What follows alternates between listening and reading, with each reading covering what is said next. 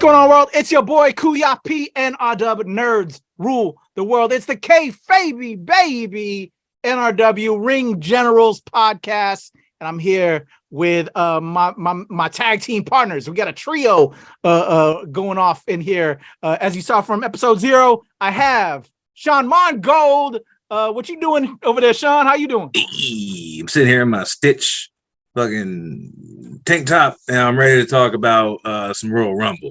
Let's go. Same. And of course, my brother who is all dialed up with the video games, stalwart, supreme man of style with WebsterStyle magazine. It's my man WebsterStyle. How are you, sir? I'm good. Checkpoint. Ready to talk about this Rumble.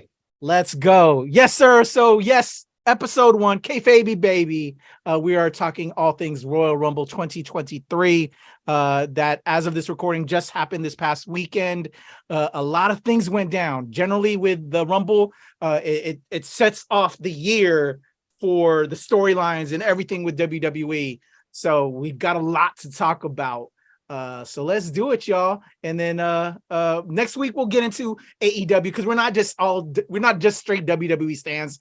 And to be honest with you, WWE has been up and down, and I've got pushed away from it in a lot of ways. So we're gonna get into all things AEW as well as New Japan, which I'm a new fan of. So I'm hoping that WebsterStyle and Shawn can brief me on all things New Japan, because I'm following my girl Mercedes Moné over there. So I need to know all things New Japan and what to get into as that happens. So let's get into the Rumble.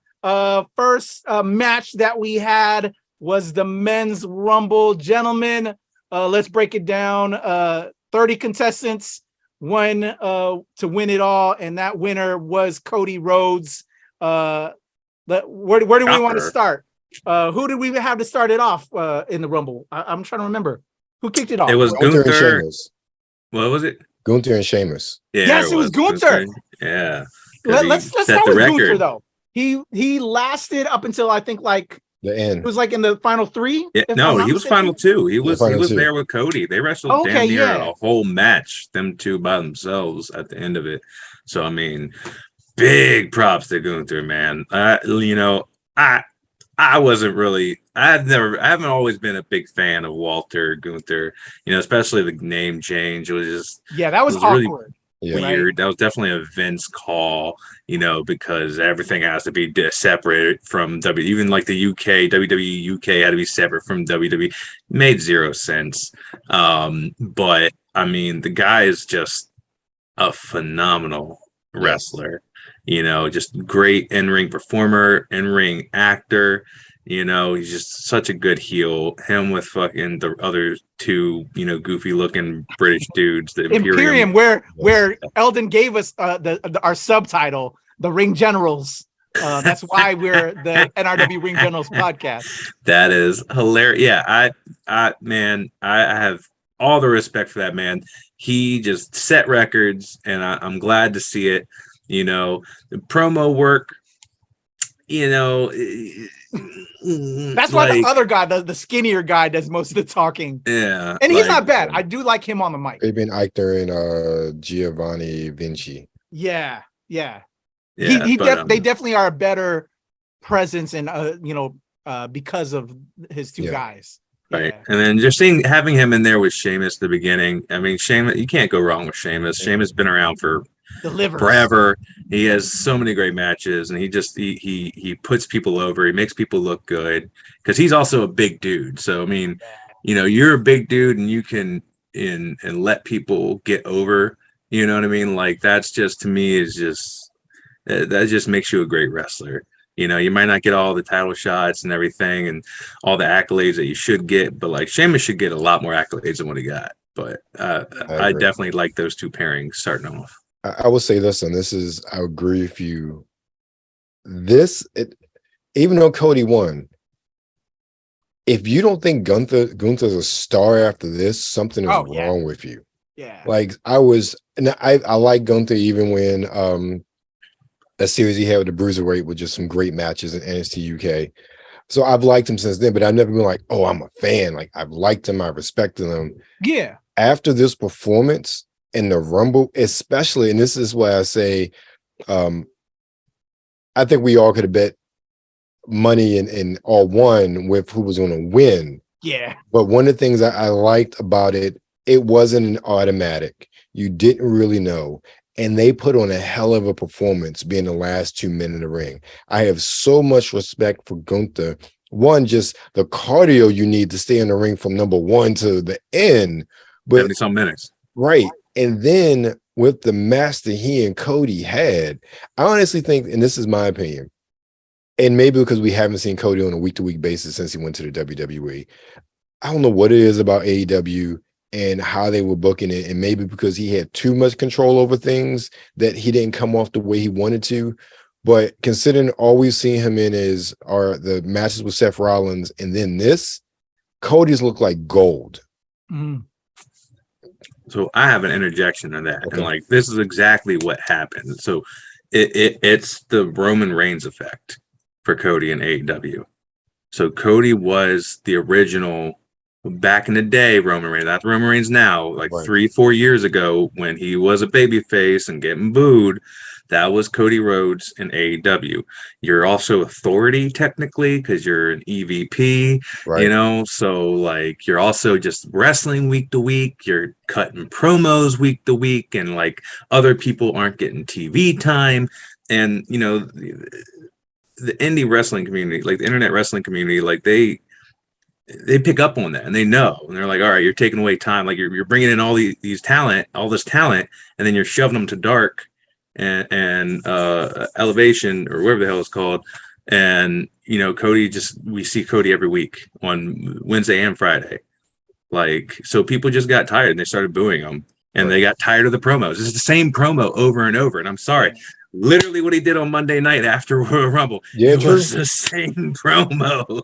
It's the come out, you know, kind of watery-eyed and just like, I did this for you. I did this for my dad and this, that, and the other. And I'm going to be a champion. And, you know, I like it, you know, and I liked it even when people were booing him. I didn't understand it at the time, but like now I understand it. It's just like people wanted something new. They wanted something different.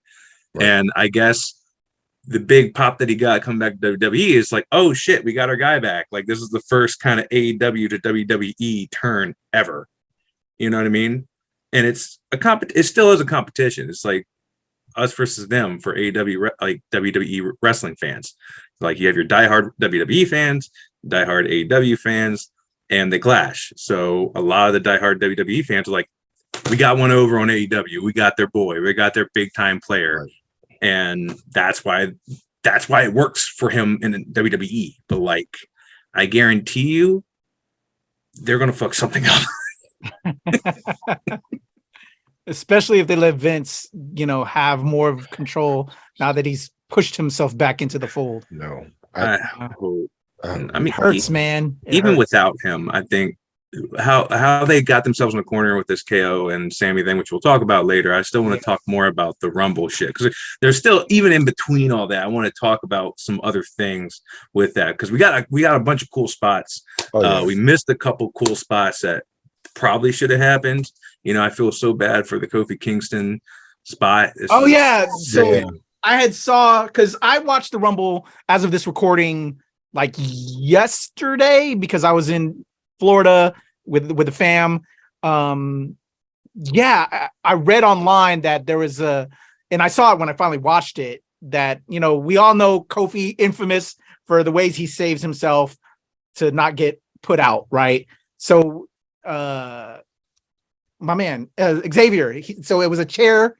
Right. Yeah, there was a rolling chair outside, and he was supposed to like get knocked off the apron and kind of jump onto the chair, and the chair like spilled over, or like he jumped a little too far to the side and clipped the arm and kind of fell and tumbled. Like I think he smacked his head on the announcer table too. Like it didn't look the best, and you know the announcers. You know, I think Michael Cole was trying to say, "Oh, his foot didn't touch the ground." He tried to play it off. It looked like they tried to play it off, but let it go.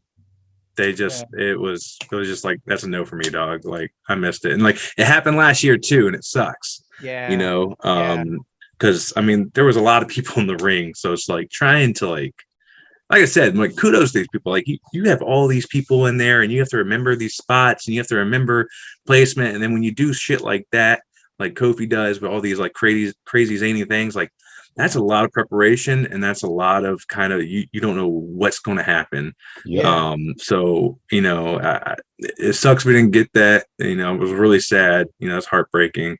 Because they're never going to let Kofi win the fucking Rumble. Yeah, which is unfortunate. I would like for that to pay off eventually. I would love for him to get another belt. With everything that has happened, we'd like that for it to be a final payoff with all of that. Him or Xavier, like I want to see either of them, but like they did him dirty with the Brock Lesnar shit. So let's Brock talk about that, because like right when that happened, who was the entrant that came in and kind of shut everything? Which I actually, because of the incident, it kind of made it less obvious, I would say, in a little bit, because boom, here you had Brock, and then everybody was paying attention to Brock coming in. Right. Let's talk about that, and then how Bobby came in and that all change up. You may not agree with this, but I think overall, and I think that's a very good example. I really enjoyed this Rumble. I enjoyed the way it was booked. I enjoyed the way it was booked because they told a lot of stories during the course of the Rumble. They told Bobby and they did Brock. Like you had that in there. You had Amos come in, and regardless of whatever, I liked the spots with him, and I liked how everybody who came in the ring. I don't really remember anybody just. Baron Corbin is Baron Corbin, but that's kind of his thing. And no disrespect, like he plays his role well. I will give him that. He's a damn good heel. Yes, he is. But for the most part, everybody, even love it or hate it, the way they're playing Dom, and like they had the Judgment Day storyline going, like there was so many stories going on in the Rumble, and and that's what kept me involved, even though some of the spots were kind of hokey, even though sometimes the action just kind of just like it was blah with everybody laying around. You got a couple people, and really the announcers were getting their money's worth, especially with McAfee coming back. Oh, that was so yeah. Great. Can we props to McAfee though? Who does? I enjoy McAfee. Okay, I love him. Yeah. Okay. Listen, I know we've all dogged WWE for their commentating over the years, but this is one thing about Vince not being there. They are extremely better. Even in things they're referencing, and like this, we're talking about the men's, but even talking about, and I think it was, I don't know if it was McAfee or it was Corey Graves, when Piper Niven came out and the dewdrop, and then he talked about her being a viper. I'm like, call back to the Indies. Like they did a lot of those callbacks to the history of certain wrestlers throughout their commentary, and I really enjoyed that. And then I was dying with the whole the Banger Brothers Banger Bus jumps. Yes. No. When Pat was just like, we're watching on the cock. Peacock. Just like, dog, what is happening right now? Like, I was loving it. I was so all of that with the men's Rumble really just, for me overall, I really enjoyed it and thought they had great storytelling. And then, we talk about spots. I don't know how Ricochet and Logan Paul got up. Oh yeah, we should show that real quick. You guys want us to see that? That was such a good spot. I don't know how many times they had to rehearse that. And like I said, like yet again, like you have 10 people in that ring and you have to coordinate this. Yeah. All right. And there were so many ways for this to mess up. And let's go. Let's bring that up. Let me make this wider for all y'all to see it. Here we go. We're gonna check out that spot real quick. Are we getting a replay? No, we're not. Okay. No, that spot was cool like moment. I said, not a big Logan Paul fan by any means. Can the guy wrestle? Yeah, like he's an athlete. That Roman match that he got injured off of, that we saw the Saudi Arabia. Yeah, he got me as that brother can wrestle. He got my respect. That's what he got. He got my respect with the Roman match. Yeah. And to repeat, like there was just a lot of good storytelling in it, because like I was saying, like leading up to the Rumble, I was just like, man, I really don't want to see Brock come in here and just like set another record, do that. Like I'm tired of the Brock, show. I'm tired of this, that, and the other. And when he came out, it started to look like, and I even tweeted it. I was like, here we go. Like, the Rumble's about to be taken over by Rock. And I was really glad how they booked it, where Bobby came out like next or like 2 spots afterwards and just like dumped his ass out. And I was just, like, everyone was shocked. I was shocked. I was like, I'm surprised they booked it that way. Exactly. I'm happy they booked it that way. And now that lets you have this big Bobby and Brock at WrestleMania match that people have been waiting for, And I hope they let Bobby win, man, because I just hate, they just disrespect my man. They just all the time disrespect Bobby. They disrespected the whole Hurt Business, man. That should have went somewhere, man. They could have built that up, and that could have gone against the Bloodline. Like, they could have literally had like a great Survivor Series clash of Hurt Business versus Bloodline, but for some reason they dunked it like way before Survivor Series started. I'm just like right after WrestleMania, I was like, what is happening? Like, y'all had a perfect thing built in to go against the Bloodline, like, because you had that, like, they just brought in Solo, they had the Usos and Roman, and like they could have gone, and like, or even before Solo, like, so it's just, that was really weird to me. But that was also when Vince was still around. Yep. So I mean, like, he probably didn't like, so like AEW has factions, I don't want to have too many factions, and you don't know what's going through that dumb fuck's mind. But but yeah, no, this, to reiterate, great storytelling. Dom came out on Raw and talked shit to Cody, and Dom's going to be a great heel because everyone hates him. And that's, even if it's not because of you being a good heel, just you being a shit. And that's what Dom is. Dom is a shit. And he's just like, he's not the best promo work, but like, that's why people hate him. What do y'all think? Go ahead. Edge coming out and then eliminating them, as far as eliminating Damian Priest and Finn Balor. Like, I like that storytelling, and then them brawling outside, and then Rhea getting involved, and then Beth Phoenix. But of course, that didn't go anywhere, so I was upset about that. But I'll talk about that more.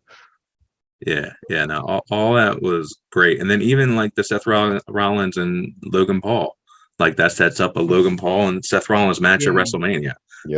So there was a lot of things that allowed for them to build on, and that is what makes a good story.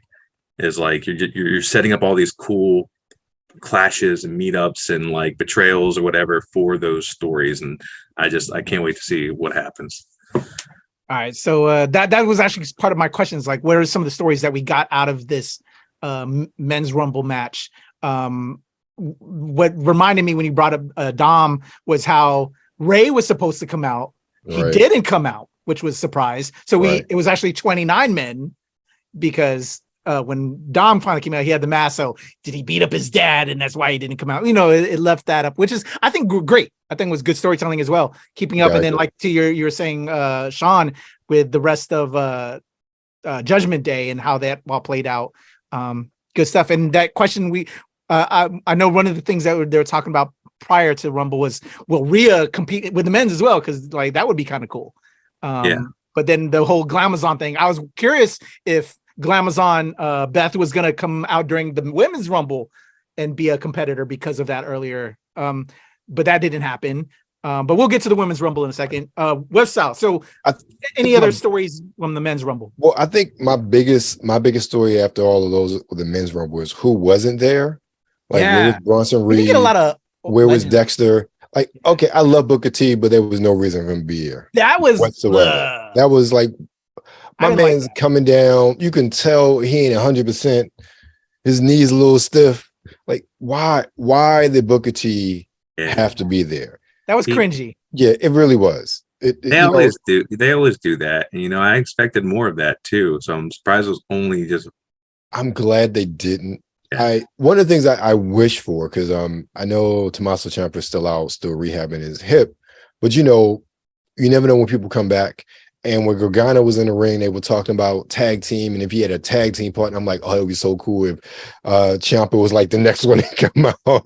That. So they did a lot of little cool stuff like that to kind of bait you. But like, I would have loved to see Bronson Reed in there. I would love to see Dexter Lumis in the match. It's funny. I love Karrion Kross, but I'm glad he wasn't there in the match. I hate Karrion Kross.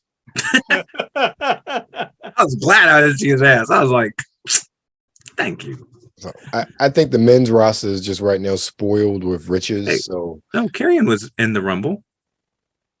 Yes, he was. He was. I was to say, yeah, he was in there. Forgot that quickly. He was there.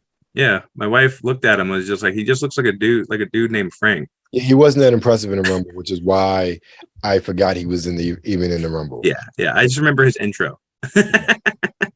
Yeah, because they do the black and white, and then it shifted back to full color, like even before he got to the ring. But like the other storylines, like I said, I think this Finn Balor Cody thing could go somewhere as he leads into WrestleMania, because he's not going to constantly just go against Roman, because Roman doesn't fight every week. But I think Finn coming out on Raw and being like, hey man, you follow my footsteps. Like you just following me. Like I love those digs. Right. Obviously the Bullet Club callback. Like, so I'm just like, this is interesting, so I'm curious to see it. And I think that's going to be some amazing matches. Finn as a heel is it's so good. And like the Judgment Day, they work. I don't think it works how they thought it was going to work, because I agree. I remember them saying like they're going to do like a supernatural thing, and that's why Edge apparently wanted to like dip out of it, and then they didn't. You know what I mean? Like they're just like some hard asses who wear purple. And now one of them's been to jail because Dominic. He's hardcore. I love how when they chat about that. It is so hilarious. It's so funny. Best. And I'm loving like the Eddie callbacks and everything. Like Eddie in China, right. You got Dom and Rhea. And it makes sense, and I'm looking forward to some of those storylines coming true, like the Finn and Cody matches are gonna be great. Seth Rollins and Logan Paul is gonna be great. I feel kind of bad for Seth. It's so hard having a champion for as long as Roman Reigns has been champion, and then not having that many belts, but you're trying to build up other people. Like Seth doesn't technically need a belt. Like he's just so over, and he doesn't really need it. But like I think he deserves it. He's just been nonstop wrestling. He always puts on shows. Like he's always there wrestling, cutting promos. He's just good. He's good at reinventing himself and giving himself names. Like literally like a modern day Chris Jericho. Like he's just that good. Like when you first see it, you're like, I don't know if this is going to work. And then he makes it work. Right. And I'm just like he's just so good. And I'm just like, and like, I want the heel Seth Rollins back as champion. And you know what I mean? Like, I want more Applebee's commercials with Becky. Cause that was funny. Yeah, it was. I will say this though, just to even expand on your point, Shawn, I think one of the things we've got now in this transition of creative over the past few months is I care about wrestlers again instead of whether or not they have a belt. And I think that is something that we grew up with, not caring who had the belt. We love these wrestlers. We love their stories. We loved what was going on. And the past few years, it seems as though if they weren't fighting for a belt, there was no real story around them. And in the past few months, we've seen a drastic change. And you talk about Seth, and yes, he's been in contention for the U.S. Championship, and they've helped to build that title up very well, I might add. Really making Theory seem a whole lot better than he was when he was Vince's chosen one. Yeah. Bringing in Lashley in the mix, Mustafa Ali got some. There's so many people who've gotten shine over this U.S. title, but didn't need the title to get the shine. Even with Lashley, you still had him in that mix, but his stories, even with the back and forth with MVP coming back in and, talking and flirting to hurt, but like there's so many stories going on with so many wrestlers that don't involve a title, and we just didn't have that 8 months ago. And I'm really enjoying it. And Seth, I think, really is that pinnacle of that. Hey, we can tell stories with these amazing talents, and it doesn't have to be around always trying to get a belt. And Seth is, in my opinion, the pinnacle of that storytelling. Yeah, I definitely see that. And I guess that's their point. You know, it was like try to keep the universal belt on someone for so long, and then try to build up the other belts so that people have more interest. You know, like the Intercontinental, the US. You know, like these things actually matter. Right. Yeah. You know, so I definitely do agree because what we got Gunther as IC champ, and then you got fucking dumbass Theory as US. So yeah, you know, and like it definitely has made them more prestigious, I guess, in a way. Mm-hmm. You know, like you give the main event, you know, of a Raw to like the US title instead of the Universal title. You know what I mean? It makes it seem more important. Right. You know, so I mean, I do see that as a pro to like having the universal belt locked down, but also I feel like it diminishes that belt a little bit. You know, like I miss those days where like people were going back and forth every week in a feud, and like you were dropping the belt and winning the belt and dropping the belt, and like it seems like everyone's just so fixated on this win streak that Roman has for what is it, 700 days, something like that, something crazy. Yeah, it's like ridiculous. Yeah, and I'm just like, I haven't realized it's been that long. Yeah, that's such a long time. But anyway, any other thoughts on Rumble? Yeah, that was gonna be my great. Thank you, Shawn. So let's close it out with favorite aspect and least favorite aspect of the men's Rumble, and then we'll go into the next match. Eldon, what was your favorite part of the men's Rumble and least favorite part? You know, I enjoyed everything except Booker T. That's pretty much it. Okay. I enjoyed it was a good Rumble much. for you this year. Yeah. Storyline wise. Okay. And of course the Booker T looking like an old man. Yeah, not too good. Not a good look. Mm-mm. Shawn, how about you? Let's see. My favorite part, you know, there was a lot, like I said, a lot of cool spots, a lot of cool storytelling. I think one of the things that made me bust out laughing was actually the Xavier and Xavier Woods fucking spot where they acted like they were going to fight, and then they went for I don't know what they went for, and they started smacking each other's ass and just like playing the wheelbarrow booty slap. I lost it. Died. Yeah, I died. I loved it. I was just like, thank you for bringing that up. That was a good moment. I loved that moment, and I was just like, dog, what is happening right now? And I thought they was really going to go at it, and then all of a sudden, I was just like, you know what? Their creativity is just astonishing. I love it. Yep. You know, and and that's a way to like make a name for yourself. Like have those spots and like have your moment. And that was their moment. Least favorite. Booker T. I'm sorry. Stop with these nostalgia bombs. Like you wasted a spot. You wasted a spot with Ray. You wasted a spot because Ray didn't show up, and then you wasted a spot with Booker. So there's really 28 people that showed up. Right. Yeah. You know, like come on, man. Like don't do that to the people in the back, man. So many people. Any of the maximum male models could have came out. Right? You know? What are they doing with all these other guys too that don't get enough screen time? Come on, man. Like, this is the type of event where you build those other guys up. Yeah, should have brought in somebody like Dijak from NXT, somebody like that. Even if you just put Titus back in for a couple minutes, I would have preferred Titus over Booker. Yeah. You know, but who knows? All right. So thank you, gentlemen. Thank you for bringing up that New Day the wheelbarrow joint, because that was a highlight for me as well. That was because I was watching on after the facts. I had like, babe, I had to get my wife over. You got to see what these brothers just did. I was like, this is hilarious. So that was a cool moment. But my top moment would be Bobby getting out Brock, because again, they always push Brock, and I wanted Bobby to get some retribution. They let him have some retribution there. Hopefully that'll build up to further retribution by my man Bobby. Because I'm just tired of that. So let him get his shine back. And again, echoing both of y'all, they ain't got to do my man Booker T like that. Booker, just chill out, stay at home, man, or be on the mic or something. Like don't look all terrible like that. Stay on commentary. One other thing that I hated was how they booked Montez Ford. Oh yeah. They did Montez Ford so fucking dirty.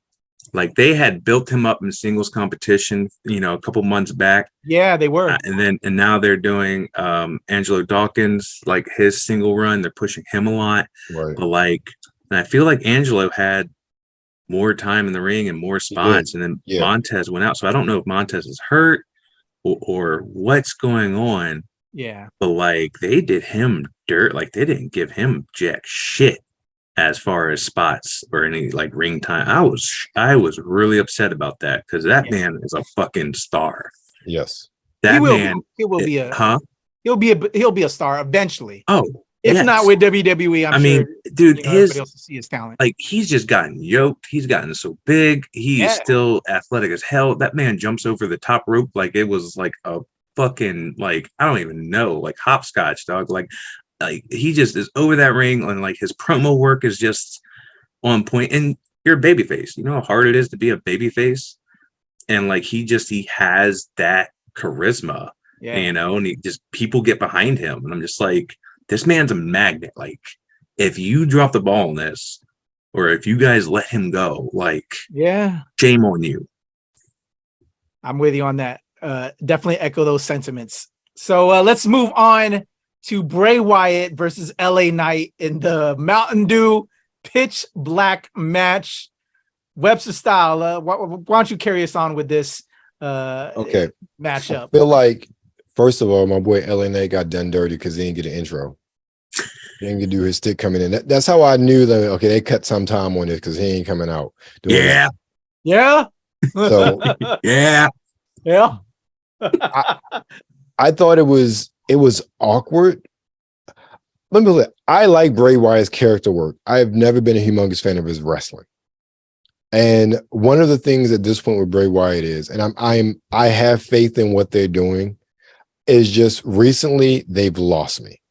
It is going too long in the tooth of everything that's going on. And this match was very much reflective of that. Even how it ended, the match itself was okay. It was a mediocre match. It wasn't a great match. It wasn't the best match either one of those men could have put on. And considering the circumstances, okay, it was cool enough, but I'm glad it was short. Some nice spots. Everybody got a little bit in, and then you had to end with Uncle Howdy and jumping off the scaffolding and the fire coming up, and then the rest of the Wyatt says looking over, which is creepy as hell. However, I'm kind of over it, and I want them to get to the point. Right. Yeah. I mean, you brought back the Firefly Funhouse, which I was excited about. I was excited about how they did that and how they incorporated it into the story, even with 2 weeks before with Uncle Howdy giving Bray Wyatt the assist to Abigail. Okay, I'm feeling this, but the way that match went and how it ended, I'm like, can we just reveal who the 6 are, who the other 4 people are, or other 5 people are, please?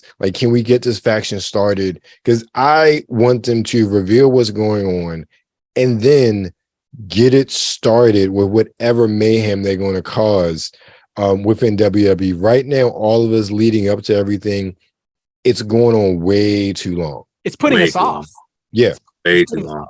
Yeah. Yeah. And I think that's where WWE lacks, is they drag shit out. They will drag a story out for months. Yeah. And it's just I'm over. I get over a lot of storylines very, very quickly. Especially if it's just the same shit every week in and week out. You know what I mean? But I share the sentiment. I love Bray Wyatt. I love his wrestling. I love his promo work. I love his gimmicks. I love everything. I like the way his wrestling style is unique to me because he does very, very quick and almost they look like his moves and his strikes and everything. They just look more ferocious to me. And I love that aspect about him. I felt like this was just a giant Pepsi commercial or Mountain Dew commercial rather, because it was Mountain Dew. And it, like LA Knight even had like neon, like, neon green pants that glue in the dark, or reacted. You had the UV effect with the black light, and like I thought the mask and the makeup, like I thought that was pretty cool. But then like the confetti and shit, and like it was just doing a lot. It seemed like, I don't know, like people always are joking. They're like, oh, it looks like the scene from Batman and Robin when Robin was speeding through the what you call it, the corridor, the back alleyway, and there was like a bunch of black lights and shit. I'm like, yeah, that's exactly it. Or like skate zone, like it looked like a skate zone, like midnight bowling, some shit like that. You know what I mean? Like, and it was goofy, and I didn't like it. I was like, this led up to this, like. Yeah, all of the cryptic messaging, all the fucking the attacks, the backstage attacks, and like all the maniacal shit led to this. Right. Yeah. Nah, man. No, fuck no. And I don't care how many times someone jumps off, 2 stories and into the thing, and then pyro happens. It was cool, but like you just made us sit through 10 minutes of something that you could have done in 2. Right, exactly. And I'm at the point with you. Like, I want to know, like, get to the point. Like, I think the point is after this beatdown, LA Knight joins Wyatt 6, because they've been alluding to it the whole time. Like, LA looks like ha on all of his jackets. It's ha ha ha ha ha ha ha ha ha. Very Joker-esque. But like, I'm pretty sure he's joining Wyatt 6, and everyone pretty much knows that. But like, who are the rest? You got Alexa, okay, and Bo. Bo was going to be Uncle Howdy, and then LA Knight, and who's the rest? You want to take another 3 months to tell us who the rest is? Like, come on, man. Like, let's not drag this convo on that match any longer. Right. I think we're all over it. We want them to get to the point. I'm with y'all on that. Visually cool. I'd love the inventiveness of Bray and how, like, when he was doing the Fiend with the red light, right? But then that went on too long, and now this, he gives you interesting stuff. That is again, props to them on that. But this is, come on, let's get to the point. So let's not linger anymore on that. Bray, just deliver. Get on to the next one. So let's get on to the next match with Bianca and Alexa Bliss for the Raw Championship. WebsterStyle, what do you think about this one? We kind of talked on this one a little bit earlier. I'll tell you, and your daughter's feelings about this particular match. Yeah, I skipped it. She skipped it. I wasn't involved and didn't care about the storyline whatsoever. I felt like it was done.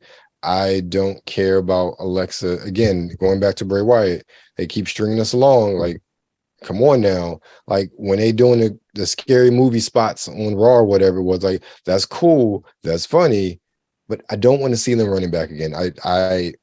This is the thing, and well, I'll get to this point later when we talk about the Women's Rumble, but we've seen this before. We didn't need to see the Royal Rumble. It should have been dead. This feud should have been dead and done. They need to start building somebody up to really face Bianca. And they haven't done a credible job of that. I'll leave it there. I'll get to more when I talk about the Women's Rumble, or my thoughts on that. I feel you on that. Shawn, your thoughts on the Alexa Bianca? I watched it. I mean, I'm watching anything with Bianca in it, to be honest. But I'm not like Webster here. I'm not a big fan of Alexa. I can't get with it. If she's cutting promos, cool. Like, I like her promo work. She's amazing promo person. Amazing at getting her gimmicks.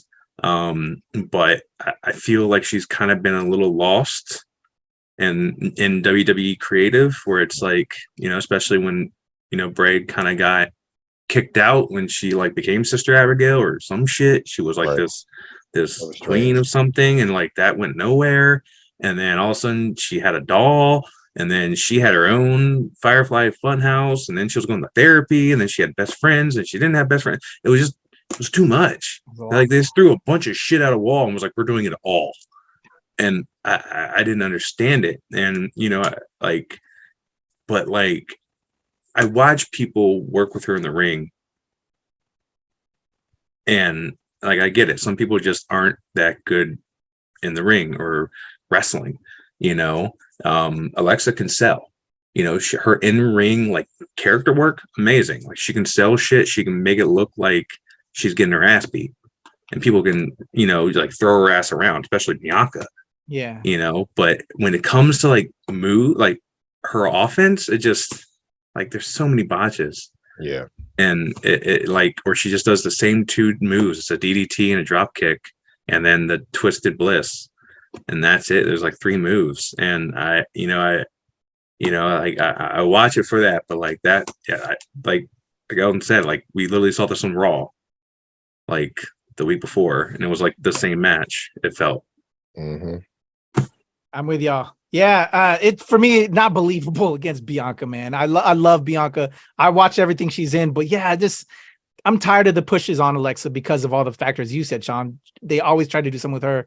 Give her somebody credible for Bianca. So I hope this is the end of that tale, that story of Alexa versus Bianca, and we're gonna move on to better opponents for Bianca. And again, I like Alexis, but yeah, this was boring. Asuka, baby. I want a good long Asuka and Bianca feud, dog. I want NXT Asuka, and we may be getting that back because So let's move it into the women's Rumble, guys. That's the next matchup. One quick thing. Go ahead. Okay. Shawn talked about selling, and I just remember the spot from the men's Rumble when Seth stomped Austin Theory. Oh, dude! How Austin Theory sold the hell out of that. I was like, I'm impressed. I don't know how he did it. I was. He impressed. Did like a headstand. Yes. And then fell over. I was like, how the fuck? Yes. How did that work? I got to see that. I don't remember that. You don't remember that? Look, I rewound it because I had to see it again. It was good. I do remember that spot. I was just like, how did that happen? Right. Like, what? Like it was literally like the Rock level sell, like you know what I mean, to the getting stunned. And I'm just, you know, I appreciate that. Like if you can reinvent the way that you sell moves, by all means, I'm in it. You know what I mean? Like this is great. You know, fuck Austin Theory all day, but you know we ain't A-Town down up in here. So there we go. I feel y'all. Now I got to rewind or find that moment. But let's take it to the women's Rumble, y'all. We're in there. We have Rhea starting us off and Liv at number 2. Let's go through the Rumble on the women's side. WebsterStyle, why don't you take us through it first? My overall, like, I like how it ended, especially with Asuka and Rhea and Liv. Okay, this is my thing with Liv. I like Liv, but I don't like Liv. I like her spunkiness. I like her in-ring ability. I hated her as champion. There's something about her character that for me just doesn't jive being in the championship picture, personally speaking. But I like the ending. I like that you really didn't know, even though everybody like, oh, Rhea's gonna win. You really didn't know, and I love that.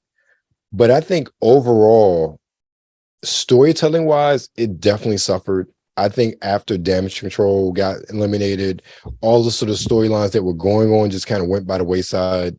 Why in the hell was Michelle McCool in there again? I'm like, where's Beth Phoenix? This is what I was saying before. Yeah, with the Rhea thing earlier, that would have been a dope entry.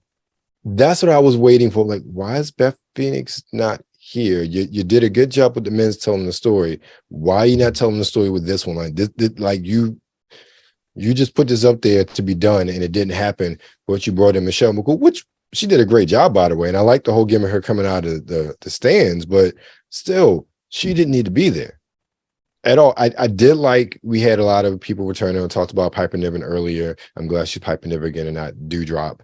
Nia came back, love her or hate her.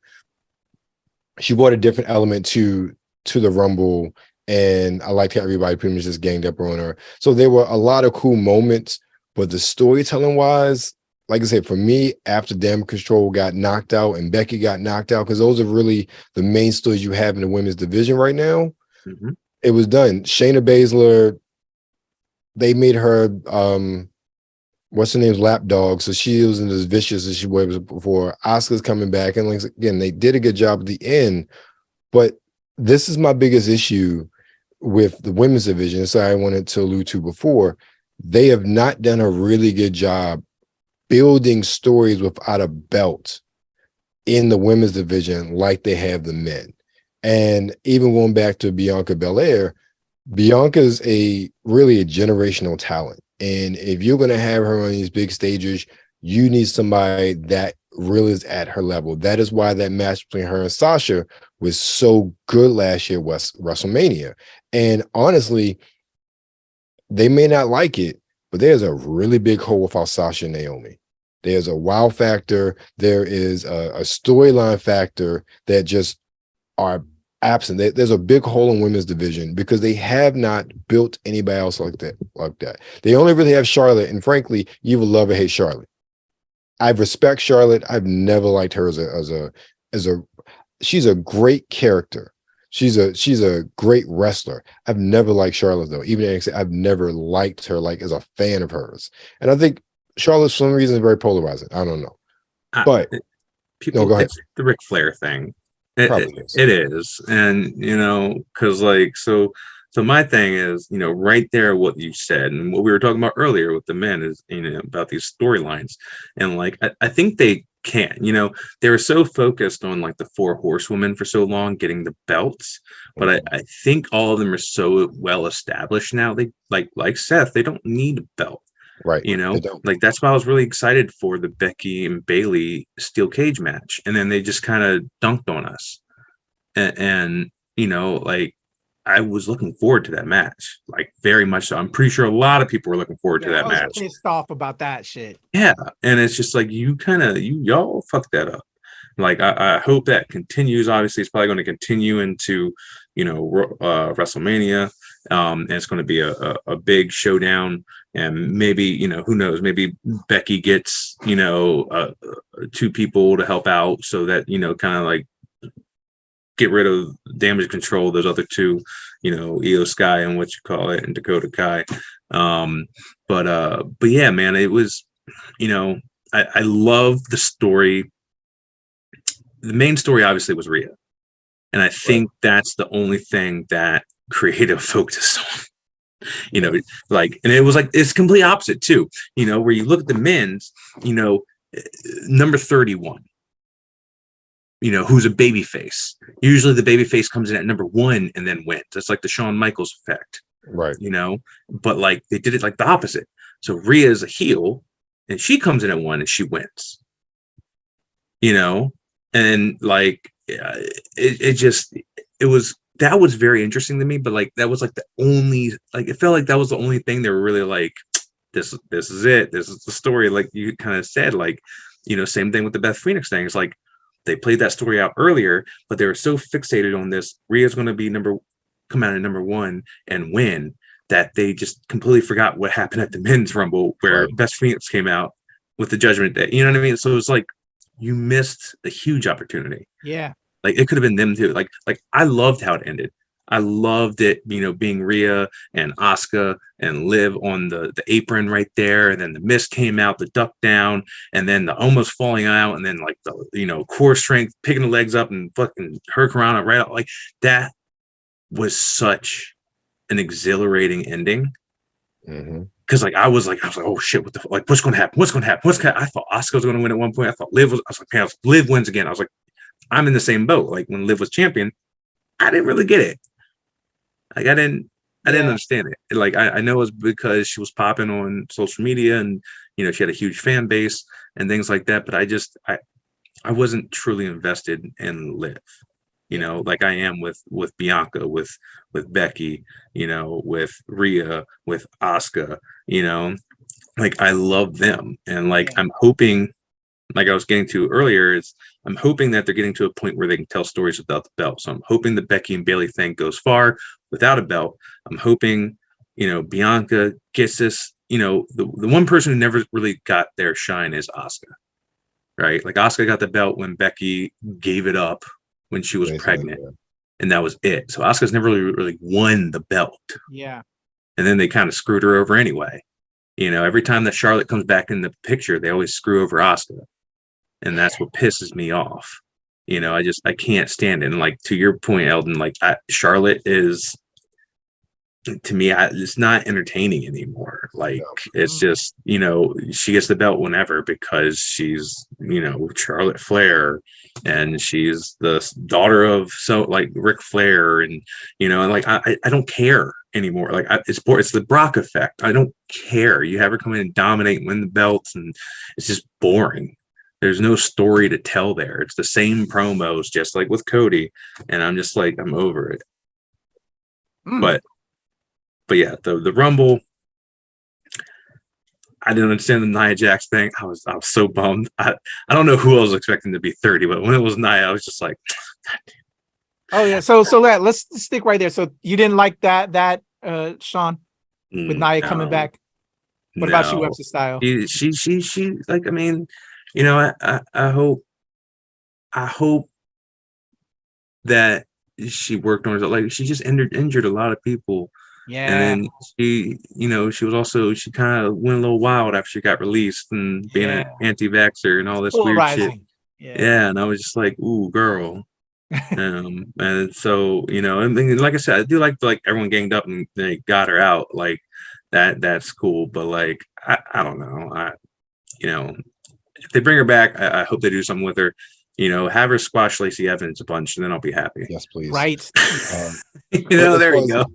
As Nia is concerned, I liked her back as a one-off. I couldn't see her back full-time on the main roster. I don't know if there's really a place for her. And even going back to what I was saying before, they need to develop all these other people.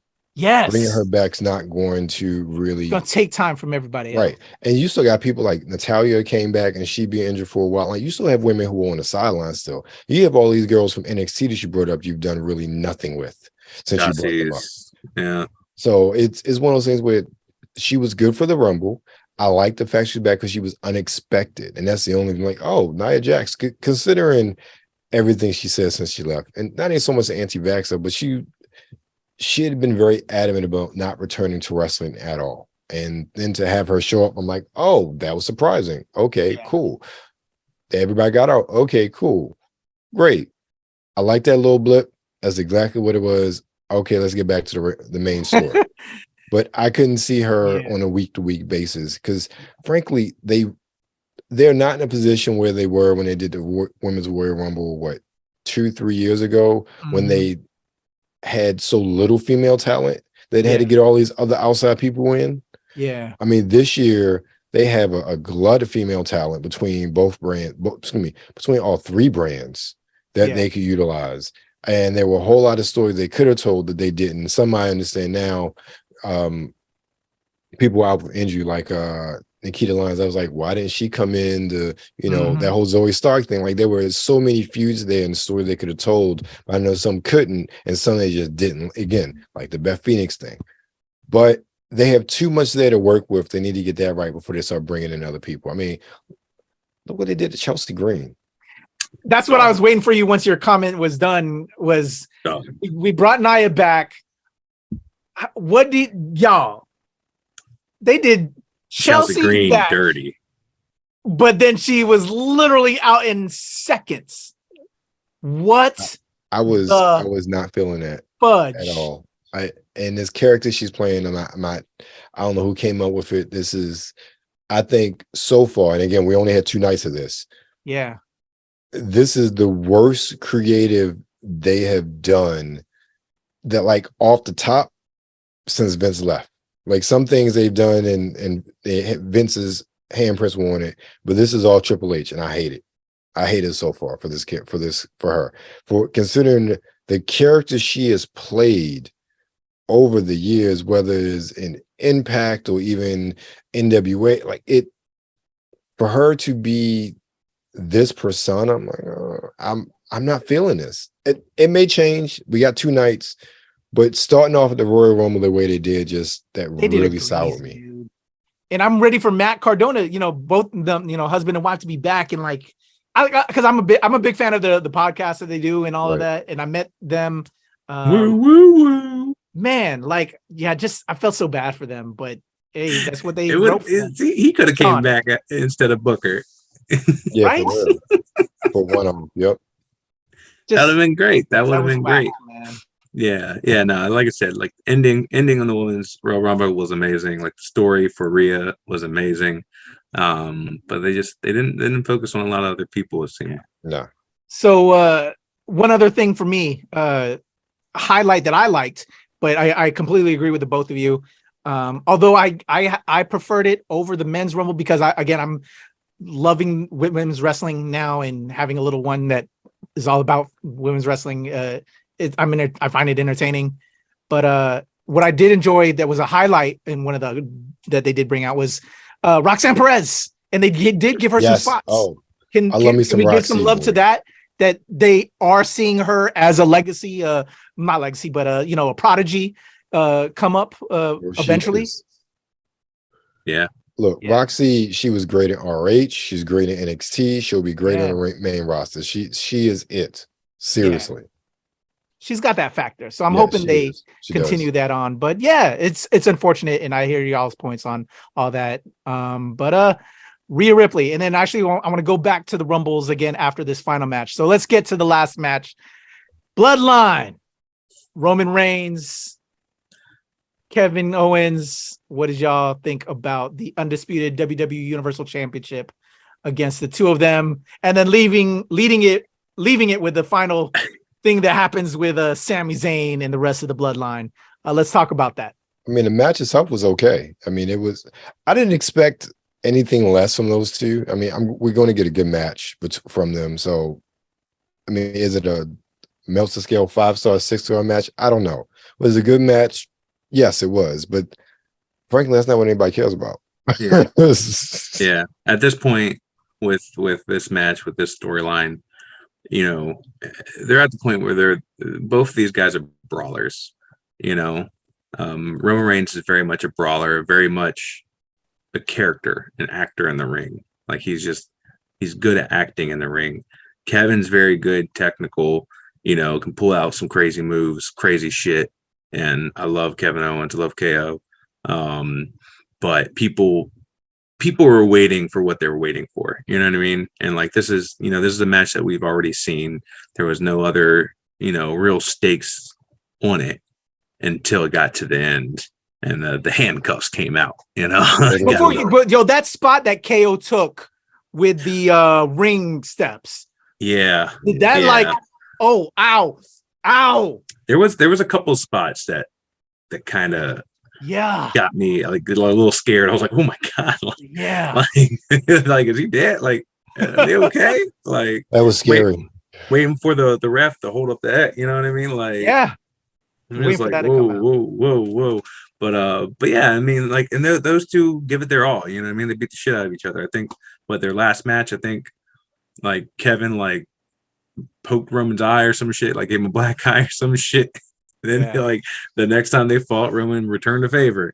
So I mean they go at it. And I respect that. But yeah, I mean all eyes were on Sami Zayn. I think like this was the Sami show at this point. Like we'd seen this match before. Everyone was literally watching Sami on the outside of the ring, like and like just waiting for this moment. And it's high drama, you know what I mean? Like I think we were talking about it before. Like I don't think we actually talked about it before, but like the SmackDown before this, or the Raw before this, where we talked on day 0, is like they took 30 minutes on the segment of the trial of Sami Zayn. Yeah. And it was just like you took 30 whole minutes at the beginning of the show for this game, like for this fake trial. And it's drama. It's like reality. This is reality television. It's fake, but like you're invested. It's been so good. It's been so good. It has been. And then you have all these different characters. You have like everyone in the bloodline. Then you have Sammy. Then you have what the hell's his name? Paul Heyman. There it is. Yeah. Like it was so good. But yeah, that the chair shot heard around the world, man. That is, and there was so much callback to that, because it's, the same way that, the Shield got broken up. And I think that, everyone obviously made that comparison, like, oh, Roman's looking like that because of what happened. And then like Jimmy being the one to like give the sweet chin music, give the super kick instead of Jay, then having Jay walk out. Like it was just so so let's good. check out that moment real quick, and then I want to throw it to you, WebsterStyle, and then we'll get back into this convo again. So let's just check this out. Damn. You say you All right. love me like a brother. No Solo Umaga Jr. Oh man, this whole, I'm excited to see where this goes, because we could, definitely get a sort of championship shot with Sammy and that whole thing. Also, like, what's going to happen with Jay? How is that going to work? Like, there's so many different things so many directions it could go right now. And I'm excited to see what they do after this. And again, you talk about that trial, that was 30 minutes. And that's 30 minutes of all of us sitting there watching on the edge of our seats because we don't know what's going to happen. This is what you call the pinnacle of storytelling in wrestling. Like this is it. And this, we go back to Bray Wyatt and how this whole thing is being drug out because we're not getting anything. There's no change. There's no evolution. It's like, okay, you get breadcrumb here, but none of those breadcrumbs are tasty. With the bloodline, this has been a 2-year storyline that has gone through multiple creatives. And the fact that it still has evolved to this point to constantly keep us at the edge of our seats has been nothing short of amazing, in my opinion. Yeah. And, my question to you is, where do you think this goes? Like, what is your prediction? Like, what is y'all's prediction? Like, what do you think is going to happen? I mean, with Jay walking out and like the cryptic messages he's sending on IG, like I'm out and this, that, and the other, like they're tag team. Him and Jimmy are tag team champions. Like, what happens with the tag team champions? Who does Roman lose to? Is it Cody? Is it Sammy? What is your? I want Sammy with a title shot. I don't know if I want him to lose or not, but I want him, like, with the career he's had on the main roster, he deserves a title shot. And I want him to come back as that, it was close cut and that haluba kicking Sami Zayn to kind of, really be something totally opposite, more of us like a rebirth from leaving the bloodline and going through all of this, and to have this killer match with Roman Reigns. That's what I like to have it happen. With Jay and Jimmy, I don't even know. That's an X factor right there. Like, I don't even know how I would want that to go. Because then you got Solo in that picture. Right? I got a prediction for y'all. Okay, I'm listening. First switch, here's one thing. All right, and I will say it. I think I brought it up when I was talking with y'all. But how they built up Sami Zayn, this is how you get people to turn on Cody. If you let Cody take this belt off of Roman without giving Sammy like a good feud with Roman or a shot at Roman before WrestleMania, or at least putting him in like a 3-way with him at WrestleMania, and then Cody just comes in and takes the belt and gives another fucking promo, some people are going to turn on him. And you're going to have the AEW effect. Definitely. In my opinion, that's what's going to happen. Completely agree. So what I want to happen, I want Jimmy and Jay, I want them to break up. I want them to feud. And I want Jay to go with Sammy and KO. And then it's going to be Roman, Jimmy, and Solo. And there's going to be KO, Sammy, and Jay. And I want that to be like a big match. Yeah. Like have those three go at it, and I really want that. And I don't know if that's the way they're going, but I mean, what else do you do? Like what else do you do? Like how do you drop those belts when it's like two brothers have the belts for so long and all of a sudden they're fighting now? Like, does KO and Sammy take on the Usos and Jay just walks out? So it's KO and Sammy, dogging on Jimmy, and then they win the belts, and then he joins us. Who knows? But like, I feel like that's what's probably going to happen is they're going to give KO and Sammy the tag team belts as a, hey, here's some belts, but Cody's still going to win the main belt for Roman. And hopefully that works. Like, we gave y'all Sammy gave Sammy a championship. Y'all should be happy. But here's Cody, taking the belt off of Roman. So that's what I think is going to happen. All right. So to add to that for me, that Cody's that X factor. He won the Rumble, so he gets that match against Roman, but Sammy we need that payoff of that storyline. And I kind of see what you're saying as well, Shawn. I see, that divide happening with KO and Jay. Going back to, and I love this whole bloodline. And again, I love, as I was saying earlier, I love that they built up this whole bloodline family thing. It's been great. But at the beginning of when the whole bloodline was starting to occur, we were getting that Jay versus Roman shit. And I love that. And Jay deserved that. Primetime Uso, he was killing it before they then brought Jimmy back and then formed the bloodline later on and all of that happening. Man, Roman was dogging Jay. So now we're getting a little, there's so much richness to WebsterStyle, like you were saying, this storyline that they've built with all of that, how that occurred. And you can understand why Jay now with Sammy and all of that, man. So, but I have a vibe, like what you said, Shawn, that's what they're going to do. And that's not going to be a good look. And then you have like that X factor with Cody. So let's close this out with these predictions. So WrestleMania, what are we claiming is going to happen now? Obviously Cody won that match, so he has to be in that WrestleMania match. But will it be with Roman there, Sammy? What's going on there? And then let's also throw it to the Women's Rumble. Rhea got it. Is she choosing Charlotte with a rematch from a previous WrestleMania, or are we going to see Bianca as a twist? What do we think happening? What are we predicting? Let's close it out with that. Rhea's chosen Charlotte. Yeah, that's a definite chosen at Raw. Yeah, which makes sense. I didn't see Raw. I will say I didn't see Raw yet because I was watching Rumble to catch up. Yeah, that which makes sense, and I thought that was going to happen anyway. Okay. I really wanted to see Rhea and Bianca, but that's eventually got to happen. It's going to eventually, but I'm tired of Charlotte. I'm just over it. I could possibly see that title versus title. One has, and then they'll unify the championship after that. Let them both have the title and then unify that shit. Maybe. But go ahead, WebsterStyle. Let me throw back to you. I feel like this is kind of going back to what we talked about earlier. I feel like we're going to get the Hurt Business back. They've been planting too many seeds. I really, and then almost is, you don't need an enforcer with Lashley, but I think it will help almost because he doesn't really have a storyline right now.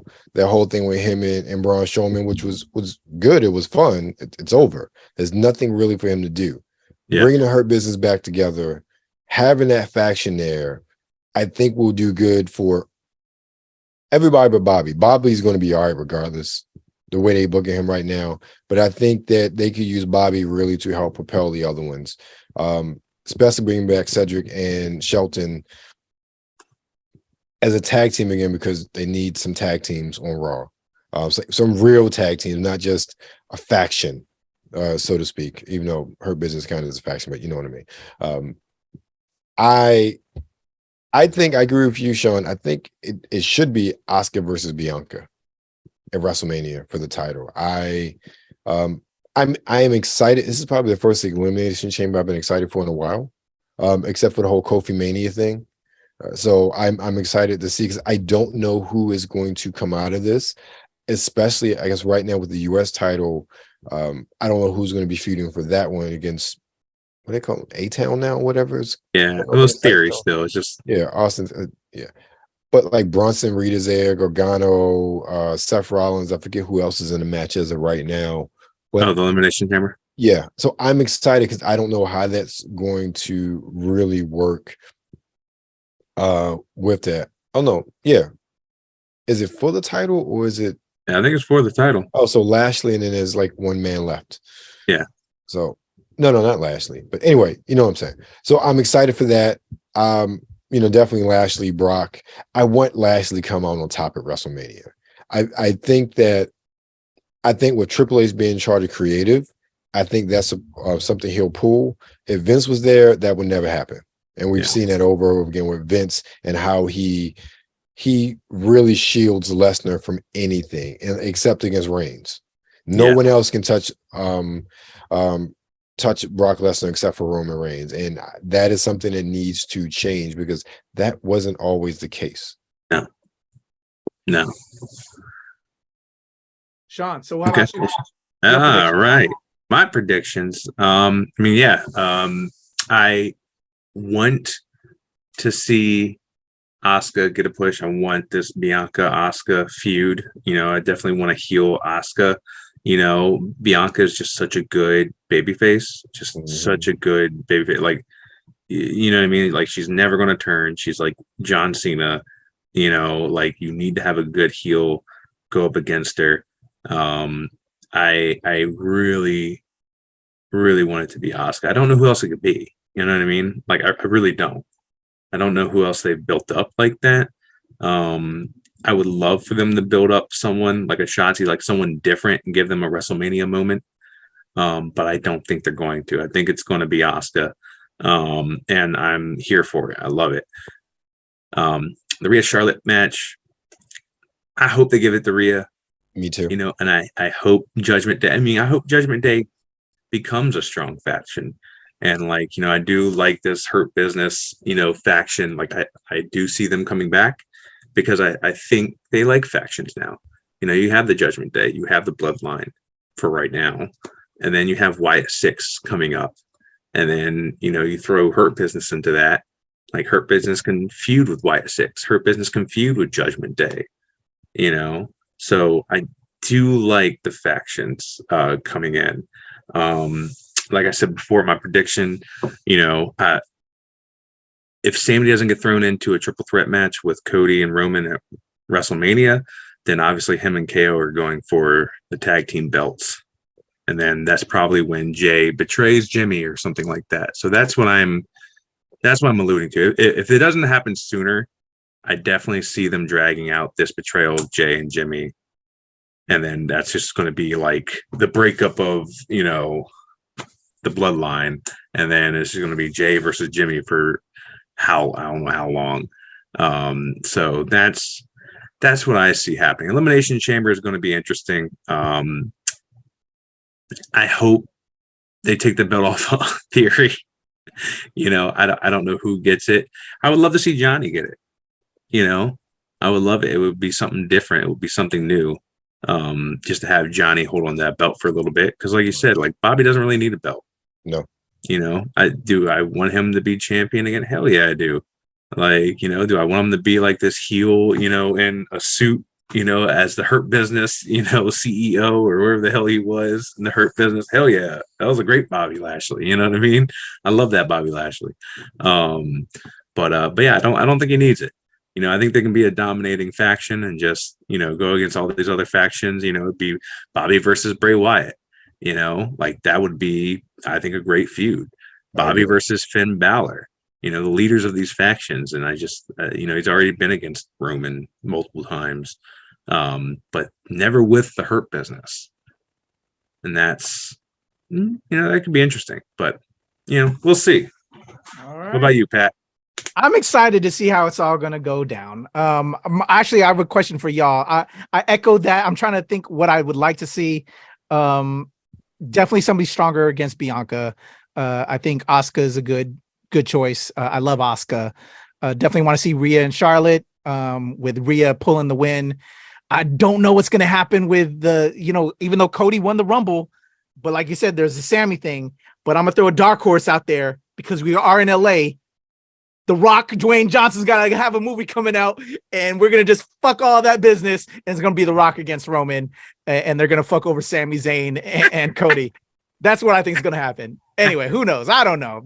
But I wouldn't be surprised. I think we all know that. If The Rock asks to come back, and they know that they can sell Roman The Rock, come on now. They will. They will.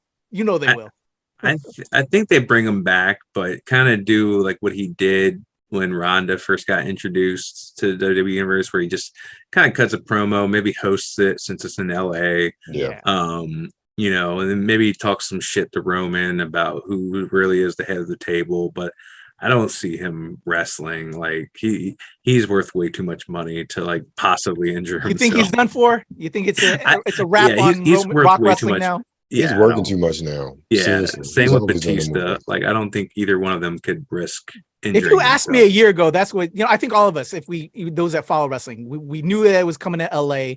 The build. I felt that this bloodline was going to pay off with that at WrestleMania with The Rock, but as we all know as well, Rock doesn't need to do it. But at the same time, we know not Shazam, but Black Adam didn't do so well. And all he has to do is call, and they could work out a deal. But we'll see, man. You never know with wrestling. I think we all never know with wrestling. I'll definitely pop very hard if The Rock comes back, right? I think we all would pop. Yeah, we all would pop. And so we would love to see it, right? I think we would love to see that, but Cody deserves it to a degree as well. But the storyline they built with Sammy definitely needs a payoff, and that would be terrible for that they get the short end of the stick on that. So, but we'll follow. If everybody check out this episode 1 of KayFabeyBaby, we'll see. Wrestling is unpredictable. But man, it was something. What would y'all rate this Rumble on a 1 to 10 scale to close this out? I would give it like was a 7. Better than previous Rumbles? Where does this? I would say 7 as well. I'd say a 7. Okay. Yeah, I think the Rumbles were good. Yeah. I like the ending to both of them. I kind of knew Cody was going to happen. I didn't know the women's Rumble, so I'm really glad it was Rhea. I'm glad that she went the full distance. Then you had the Mountain Dew. It kind of soured it a little bit. And then obviously the Bloodline segment that was just chef's kiss. That's what puts it over a little bit for me. I'm thinking a 6. You guys are going with a 7. I'm thinking a 6. I don't know. I just didn't pop as much as I thought I would. What has the most recent Rumble that really I loved was when Drew took it, as well as Bianca taking it. With that was that last year's Rumble? I think that was the Rumble before that. But that was just made because Bianca did that. She did that. She deserved it. Drew finally. But I think we're done with Drew. But that's a whole nother combo. Because we didn't talk too much about Drew and how they did him in this Rumble. I think they're going to make him a tag team with Sheamus, obviously. Banger Brothers. And we got to talk Banger. That's the banger. We'll talk more bangers, man, because we've been going on for almost 2 hours now. But this was a lot of fun, guys. Let's close it out. WebsterStyle, how can the people reach out to you and catch more with what you got going on? You can find me on the social webs on Instagram at WebsterStyle, on TikTok _WebsterStyle, on Twitter WebsterStyle, and of course anything and everything that is WebsterStyle can be found at WebsterStyle.com. There we go. Shawn Mongold, how can people reach out to you? They can reach me on all the social medias at SMongoldVO. Mongo MONGOLD. There you go, y'all. Follow my brothers. KayFabeyBaby. Episode 1 is in the can. Royal Rumble 2023. Let us know how y'all feel. What we went in, how we feel. Let's talk in the comments where we think it's gonna go. And next week we'll get out of the WWE. We're not getting that Vince McMahon paycheck. We want to see what Tony Khan has over at AEW, and me as the newbie over with checking out New Japan because my girl Mercedes Moné. I need to know everything about New Japan and what's going on with that. So WebStyle, Shawn Mongo, let's get ready for that convo. Until then, man, let's get those reps in for those drop toe holds for the next go round with KayFabeyBaby. Episode 2. This is the Ring Generals podcast. We out. You getting a paycheck? You come in my face, I'm gonna fight you. Well, you're not gonna bust a nut anytime we're in the ring. I'm gonna get off by cranking your knob just a little beyond the breaking point. When I get my hands on you, I'm gonna eat your ass like a pot of collard greens, baby.